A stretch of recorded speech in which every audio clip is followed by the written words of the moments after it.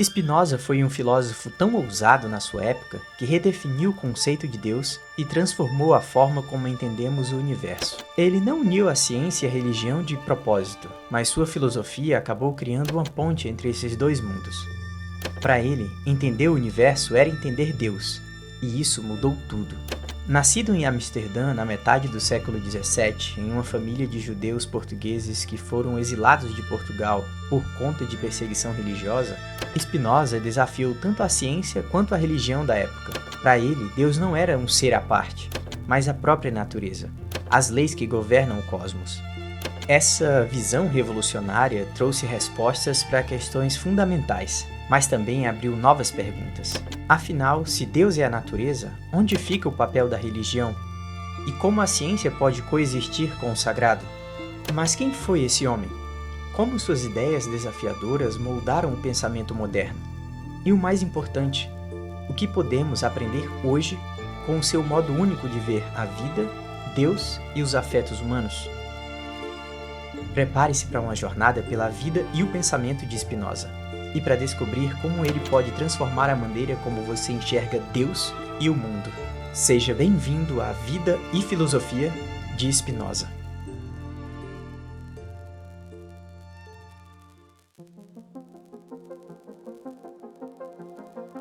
Para a maioria das pessoas, Deus é algo inexplicável, inalcançável através da razão, mas não para Spinoza.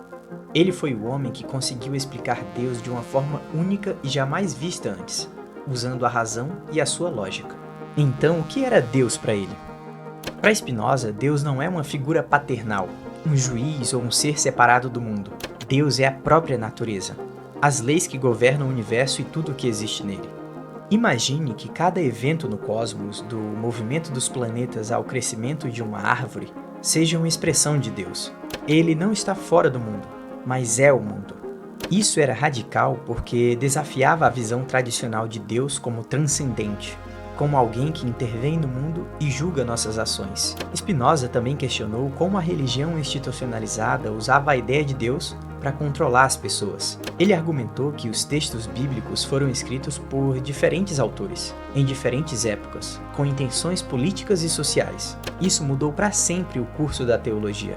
Para Spinoza, a verdade não estava em milagres ou interpretações sobrenaturais, mas na compreensão racional do mundo. Um milagre, dizia ele, não é nada mais do que um evento natural que ainda não entendemos. Essas ideias o tornaram um dos filósofos mais perseguidos de sua época. Sua própria comunidade o excomungou, e em um momento extremo, ele chegou a ser atacado fisicamente por suas visões. Mas pense nisso. E se Spinoza estivesse certo?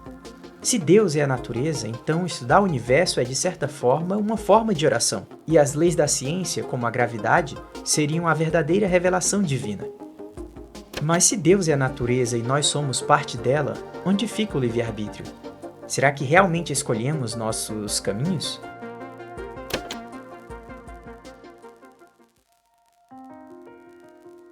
Se Deus é a natureza e tudo está conectado em uma grande ordem, o que acontece com o livre-arbítrio? Será que realmente temos controle sobre nossas escolhas? Para Spinoza, o livre-arbítrio é uma ilusão. Ele acreditava que todas as nossas ações são determinadas por causas, como peças em um mecanismo perfeito. Imagine uma pedra rolando morro abaixo. Se ela pudesse pensar, ela pensaria que está decidindo descer esse morro sozinha, por conta própria. Mas na verdade, a gravidade e a inclinação que guiam ela. Para Spinoza, somos como essa pedra, guiados por forças que muitas vezes não compreendemos. O que nos move, segundo ele, não são escolhas livres, mas os afetos, emoções e desejos que nos influenciam profundamente. Nossas ações são resultado de como nos afetamos e somos afetados pelo mundo. E aqui está o ponto mais interessante. Spinoza não via isso como algo negativo.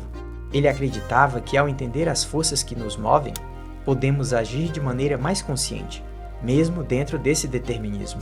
Ele argumentava que acreditar no livre-arbítrio é uma forma de ignorar as verdadeiras causas de nossas ações. Pensamos que escolhemos livremente porque não enxergamos todas as influências, nossos desejos, medos e até o ambiente ao nosso redor.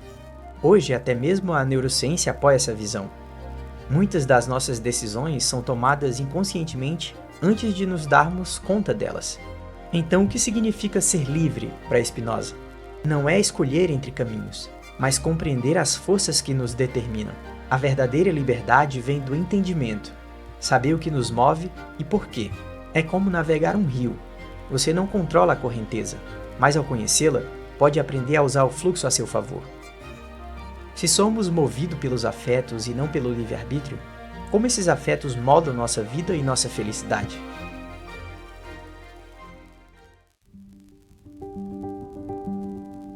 Se nossas ações não são livres, mas movidas por afetos, então entender essas forças invisíveis é a chave para compreender a nós mesmos. Mas o que são os afetos? E como eles moldam cada momento de nossas vidas? Imagine um dia em que o sol toca sua pele. Você ouve uma risada sincera ou sente o cheiro de um café fresco. Nesse instante, algo muda em você. Isso é um afeto. É ser tocado pelo mundo, moldado por ele, e ao mesmo tempo moldá-lo de volta. Para Spinoza, os afetos são as emoções que nos movem. Alegria, tristeza, amor, ódio, eles são o que acontece dentro de nós quando interagimos com o mundo. São mais do que sentimento, são forças que aumentam ou diminuem nossa potência de agir. Pense nos afetos como uma balança. De um lado, a alegria, que nos fortalece e nos faz sentir vivos. Do outro, a tristeza, que nos enfraquece e nos faz hesitar. Todos nós os experimentamos, às vezes no mesmo dia ou até na mesma pessoa. A alegria para Spinoza é o aumento da potência de viver. É aquela energia que sentimos ao realizar algo significativo, ao compartilhar um momento especial. Já a tristeza é o oposto, é o peso no peito, o esgotamento que sentimos quando algo nos afasta do que nos faz bem.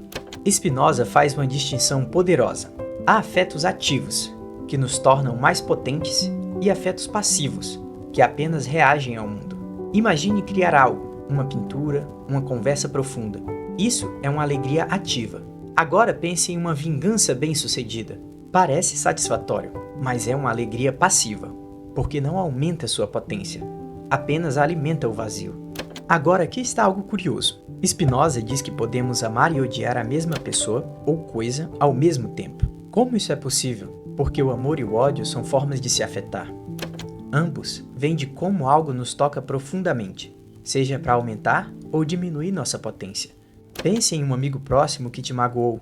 Você ainda ama quem ele é, mas sente a dor do que aconteceu. É esse conflito que mostra como nossos afetos são complexos, muitas vezes nos puxando em direções opostas. E aqui está o segredo. A virtude não vem de seguir regras externas, mas de aprender a se afetar bem. Para Spinoza, o mais importante é descobrir o que aumenta sua potência, o que traz alegrias genuínas e duradouras. É como sintonizar um instrumento. Cada afeto, cada emoção é uma corda. Quando aprendemos a tocar as notas certas, nossas ações fluem naturalmente, criando uma música harmônica com o universo. Então, como os afetos impactam a nossa vida? Spinoza nos mostra que sentir é pensar, que os afetos não são fraquezas, mas o que nos conecta à essência da vida. Se entendermos o que nos move, podemos transformar nossas emoções em uma força que nos eleva, em vez de nos prender. Mas e quanto a Deus? Se Deus é a natureza e tudo está conectado, como os afetos nos aproximam dessa ideia divina? É aí que encontramos o verdadeiro legado de Spinoza.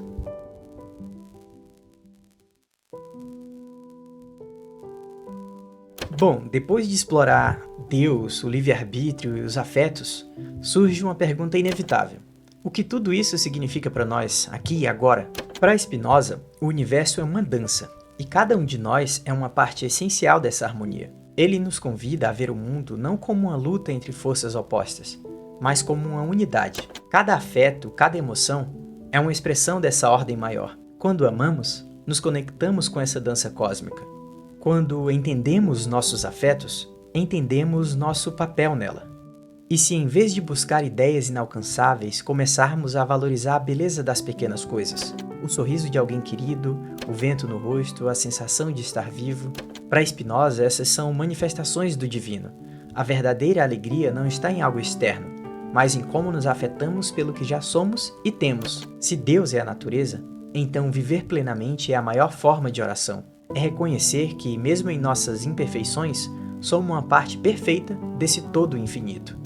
Spinoza não nos oferece regras para viver. Ele nos oferece uma visão, que ao entender o que nos move, ao aceitar nossa essência, encontramos a verdadeira liberdade. Não a liberdade de escolher, mas de compreender e sentir que estamos exatamente onde deveríamos estar. Então, e se você começasse a ver sua vida não como uma série de acasos ou lutas, mas como parte de uma sinfonia maior? Que afetos você está cultivando? O que aumenta sua potência de agir? Essas são as perguntas que realmente importam. Spinoza nos deixou mais do que uma filosofia. Ele nos deixou um espelho. Nele enxergamos nós mesmos e o universo como um só. Não há separação entre nós e o todo.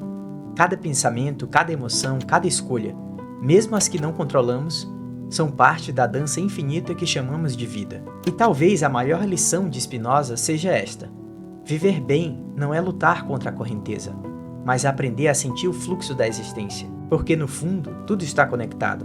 Você, eu e o cosmos, em uma unidade que é ao mesmo tempo divina e humana.